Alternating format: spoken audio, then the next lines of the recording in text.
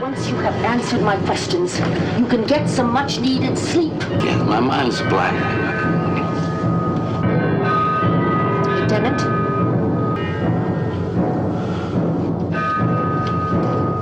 On this episode of Old Joe's Reminiscence, when Burke is captured by the apes, his friends race against time to save him.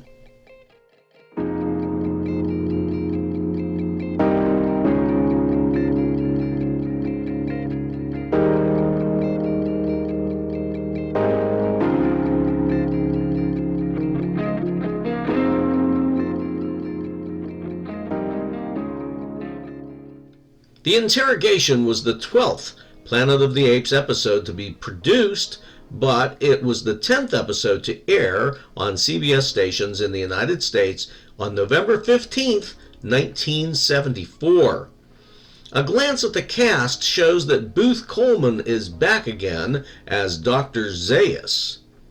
Mark Leonard returns as Urko, of course, and we have the usual band of uncredited gorilla actors: Eldon Burke, Raven Gray Eagle, Tom McDonough, and of course Ron Stein, who plays two parts in this episode. When edited down with some new footage added, then paired with The Surgeon, this episode becomes the second half of the 1980 TV movie Life, Liberty, and Pursuit on the Planet of the Apes. As we've established on prior reviews, I probably didn't see this episode, typically choosing the much higher rated Friday Night Fare on NBC instead. I'm guessing it's going to be similar to a prisoner of war interrogation plot. Torture, starvation, forced labor, bamboo shoots under the fingernails. Too much for 1970s TV? Probably. I guess they probably won't go quite that far. Now, this episode was rather difficult to locate. In fact, I almost gave up trying. I'd started watching one copy that ended up being a French language dub. Parlez-vous français?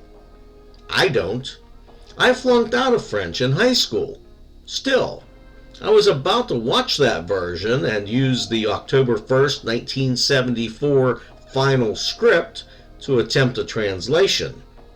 Luckily, I stumbled on an alternate source and I was able to view the episode in its original English form. Have you seen The Interrogation? Take a look at the episode in your choice of languages before we let it completely occupy our attention.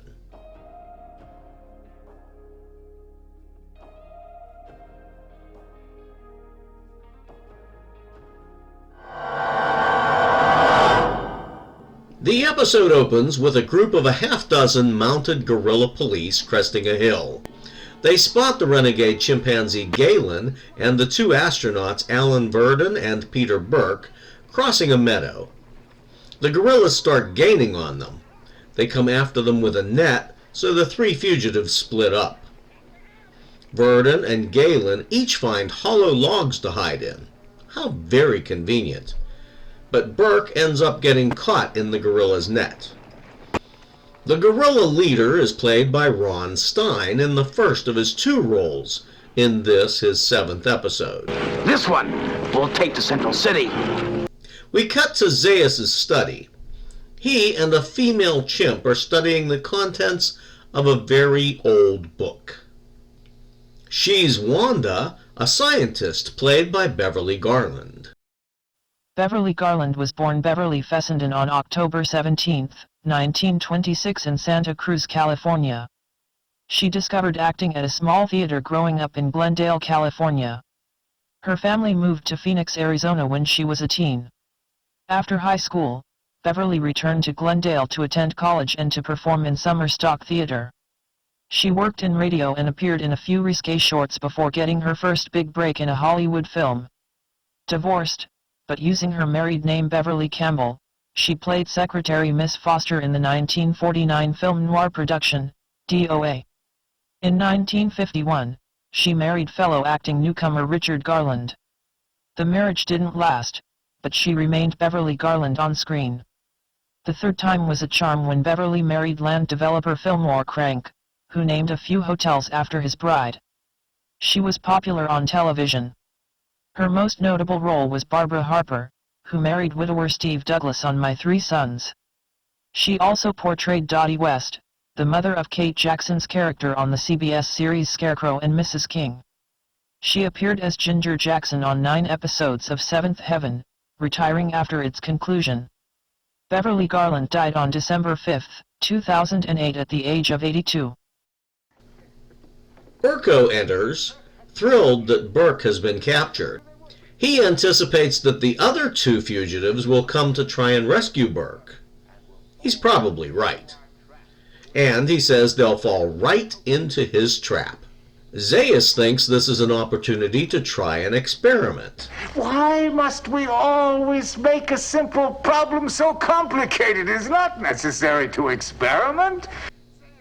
Urko insists that their troubles will be over once Galen and the astronauts are destroyed. Once they are destroyed, our problems are over. The planet can return to normal. Zaius says that it's very important that they find out why Verdon and Burke are different from the humans who live there.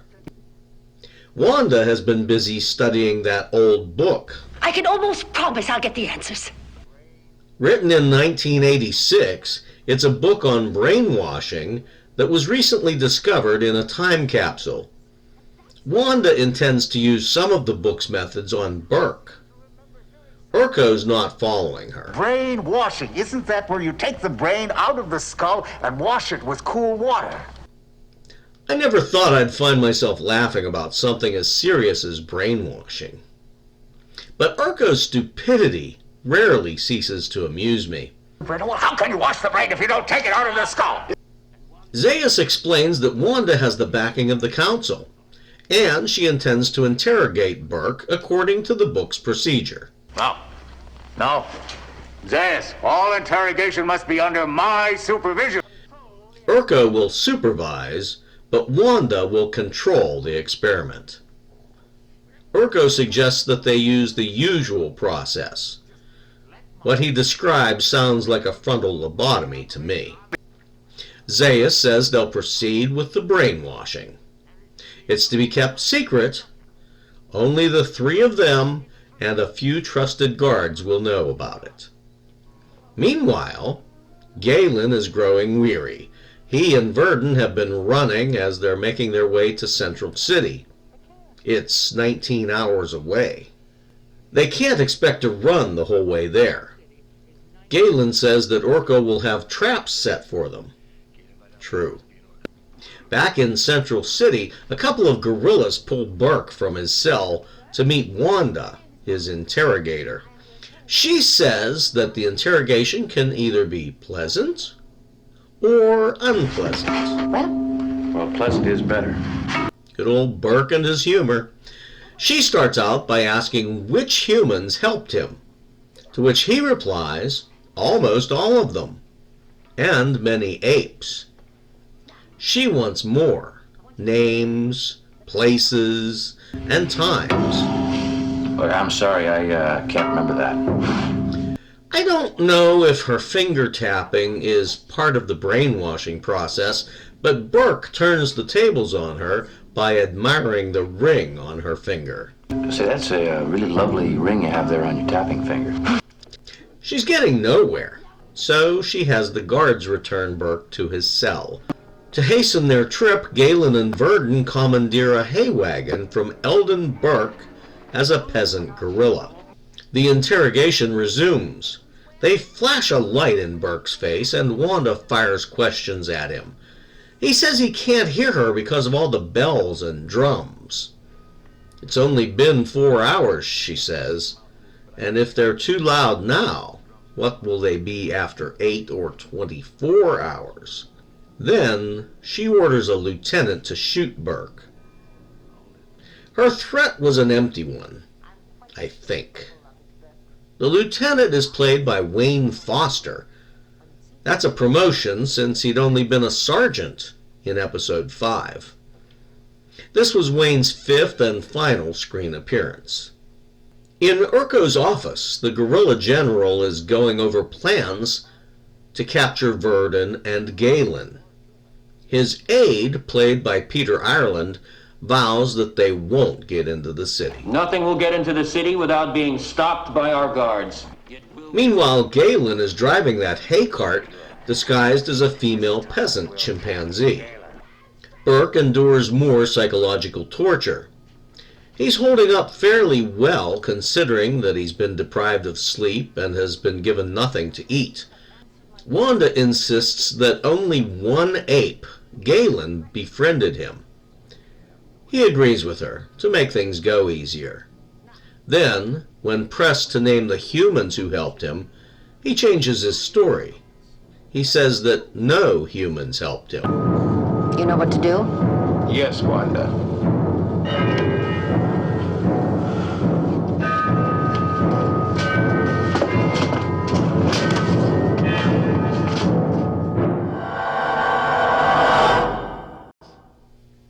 In Act 2, we find Galen in the driver's seat of that hay wagon. While Galen hams it up, the guerrillas poke through the hay with their rifles and a pitchfork. Verdon is hiding just underneath the hay compartment. They're given the go-ahead. All right, go ahead. Dump your hay and come right out. Oh, thank you. Bye. They sneak around, and after dark, the two fugitives visit Galen's mother, Anne, played by Anne Seymour. Galen. Oh, Mother. Oh, Galen. Come in. Oh, come in. Anne Seymour was born in Manhattan to a multi-generation theatrical family on September 11, 1909. Anne hit Broadway, performing in various plays beginning in 1930. She made her radio debut in Cincinnati in 1932. She was the voice of Dr. Mary Leland on the network radio soap opera The Guiding Light. Anne made the shift to television beginning in 1949. She spent several months performing the part of Mrs. MacDonald on a television soap opera called Follow Your Heart. Many more serials and television guest appearances followed. She appeared on television and the silver screen in a career that lasted decades. Anne Seymour's final role was as a newspaper publisher in the 1989 motion picture Field of Dreams. Her death due to heart failure at the age of 79 occurred on December 9, 1988, while the film was still being edited.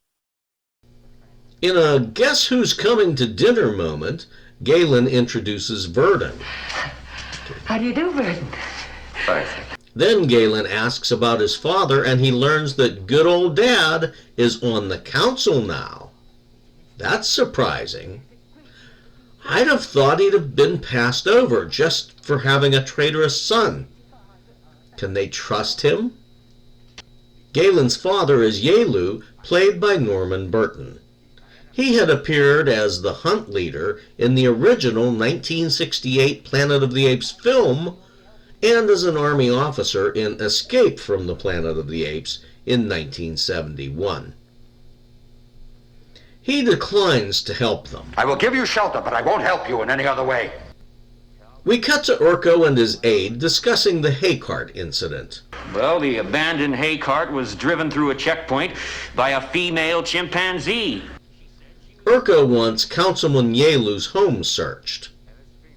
Back at his parents' house, Galen discusses their situation with his father. Do you think you can change the whole world? I'd like to. Meanwhile, Verdon is getting antsy. Galen isn't getting through to his father. Without your help, we're going to have to do something. I just want to know what you're going to do. You can help us get Burke out without compromising yourself. This conversation is over. A sentry posted on the roof signals that police guerrillas are The coming. signal from Loomis. Verdon asks if there's a back way out, but Yelu says that there would be too much trouble even if they were found nearby. He moves a chair and they roll up a rug. Now, why do you think Counselor Yelu would have a secret trap door hidden in his house? The guerrillas are at their door already. Officer Melu is played by Lee Delano, who had earlier appeared on Star Trek as Kalo, a gangster who Captain Kirk had outsmarted while teaching him how to play the fictitious card game Fizbin on the planet Sigma Iota 2. Maelu says that Urko gave him the direct order, but it was Urko's aide, not Maelu, who was given the general's direct order. Yaelu is outraged, but his wife remains calm, seated on a chair over top that trapdoor. Her demeanor is almost too calm, if you ask me. Do these raids happen often? When one of the gorillas starts throwing clothes around in the bedroom, Maelu slaps him across the face. Think you're pulling through a junkyard? You heard the counselor's wife. Thank you, officer. Maelu spies a rug on the floor. He decides to look underneath. Nothing. The rug underneath Anne's chair seems to draw his attention. Uh-oh. But then Yaelu distracts him. Have you found whatever it is you're looking for? No, counselor. Then I suggest you leave. Now! I apologize for this intrusion. Meanwhile, Burke's torture continues. Several gorillas have him tied to a table that they're spinning. Wanda has the gorillas untie him, and she starts questioning him again.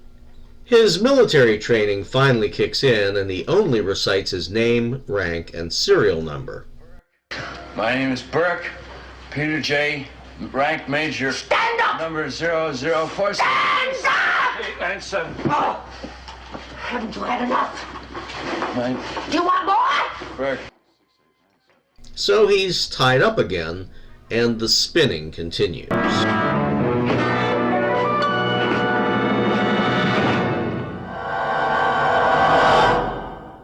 In Act 3, Galen approaches a gorilla guard with a note that he says is from Council Chairman Zaius. While the gorilla is looking at the note, Verdun sneaks up from behind him and knocks him down. They force their way into the jail, knocking over another gorilla, the second part played by Ron Stein. Pete's not here. He must be. He's still being spun around on that torture table. Urko sees that Wanda's methods aren't getting the expected results, so he starts beating Burke.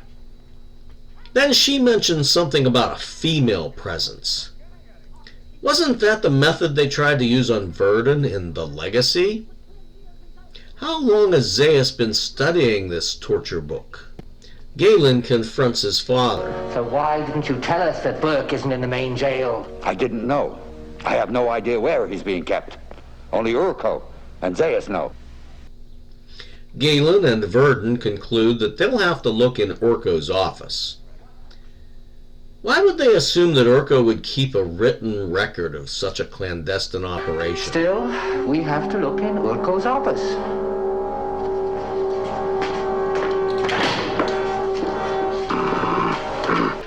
As they're skulking around, there's a bang. And I'm not sure what caused the noise, but the gorilla guards come in to check. Back at the torture chamber, they're still spinning Burke around while Wanda reads from her book on At brainwash. this point, a woman who is compassionate may be confused by the prisoner with someone he has loved. She starts flirting with Burke, and I had to laugh out loud when she started trying to make herself look more attractive. Cue the light jazz motif. Burke starts having a flashback.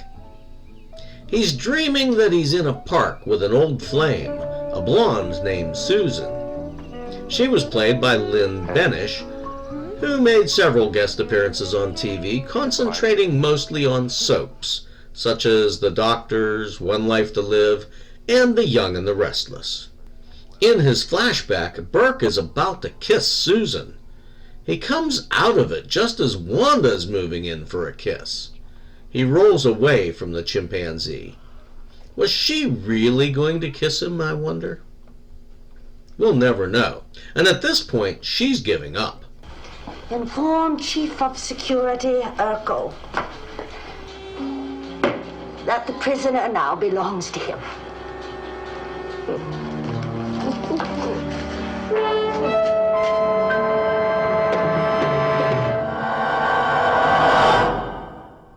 Verdun and Galen are still perusing Urko's papers, looking for something that might indicate where Burke is located.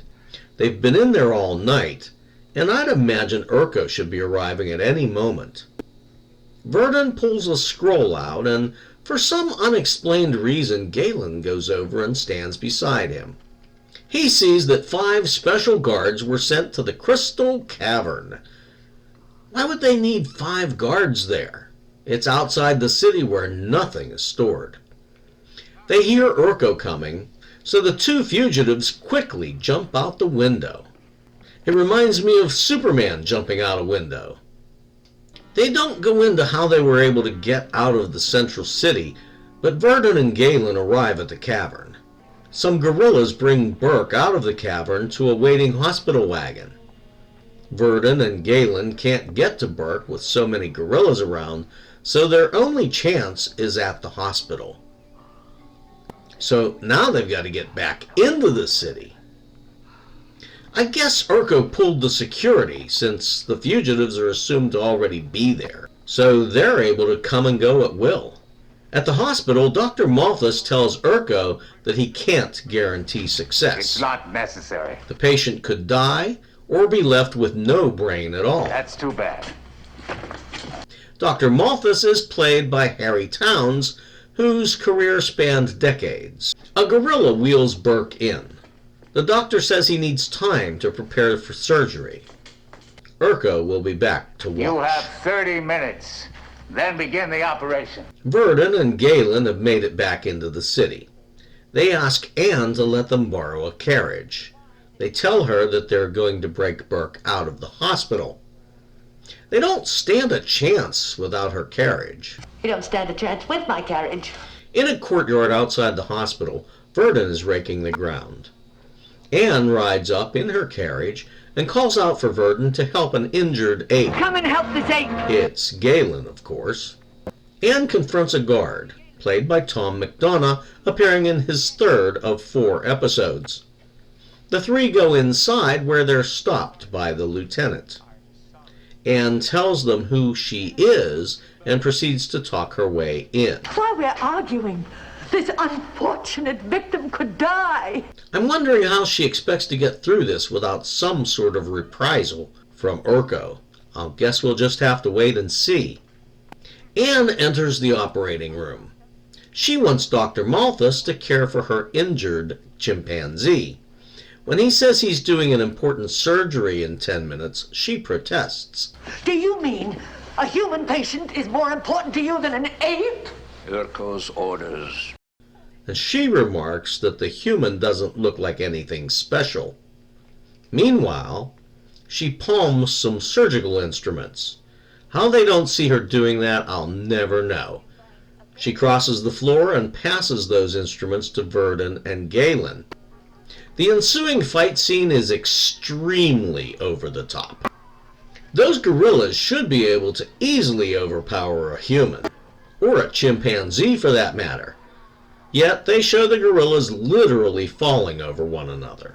The 3 fugitives escape through the corridor that Urko had just ordered his gorillas to cover. Urko! They have escaped from the hospital.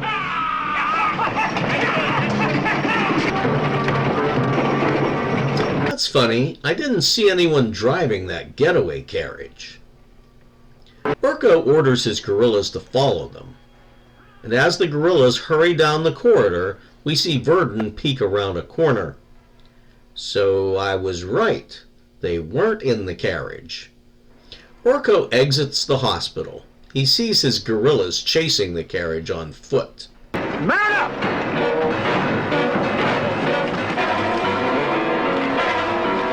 The 3 fugitives sneak out of the hospital, and they meet up with Anne in the courtyard. When Urko pays a visit to her later at the house, Anne says that the ape she took to the hospital wasn't Galen. I was horrified by his actions and ran into the corridor and called for help. You saw me? He says that doesn't prove anything. Then she argues that she surely wouldn't ruin her husband's career and risk disgrace by helping near humans, would she? Of course not. May I take it that this matter is now closed, Chief Urko? Yelu then says that if Urko disbelieves his wife, then he should arrest both of them immediately. I am not going to arrest you, Counselor Yale, or your wife. He tells Urko to produce proof or shut up. Urko storms out of the room. Now that the coast is clear, Galen pops out of the other room. He thanks his parents for sticking up for him. Yelu doesn't understand Galen's friendship with the humans, but he realizes that his son has principles. I'm proud of you.